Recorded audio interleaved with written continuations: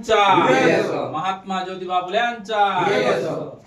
ఈరోజు వాంకిడి మండల కేంద్రంలో మహాత్మా జ్యోతిబా ఫులే మాలీ సంక్షేమ సంఘ భవనంలో ఈరోజు జనవరి 3 తారీఖున జ్ఞానజ్యోతి సావిత్రిబాయి ఫులే గారి 194వ జయంతి కార్యక్రమాన్ని ఘనంగా నిర్వహించడం జరిగింది.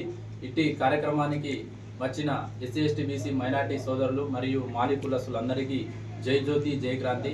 అదేవిధంగా మహాత్మా సావిత్రిబాయి ఫులే ఆనాటి కాలంలో భారతీయ ఉపాధ్యాయుల వృత్తిని స్వీకరించిన తొలి భారతీయ మహిళగా రాష్ట్ర ప్రభుత్వం గుర్తించి మరియు ఈరోజు అన్ని పాఠశాలల్లో మరియు ప్రభుత్వ ఆఫీసులలో కార్యాలయంలో అధికారికంగా నిర్వహించాలని జీవో తీసుకొచ్చింది. కాబట్టి వాంకిడి మండల మాలీ సంక్షేమ సంఘం వాంకిడి మండల కమిటీ తరఫున రాష్ట్ర ప్రభుత్వానికి మేము ధన్యవాదాలు తెలుపుతున్నాం.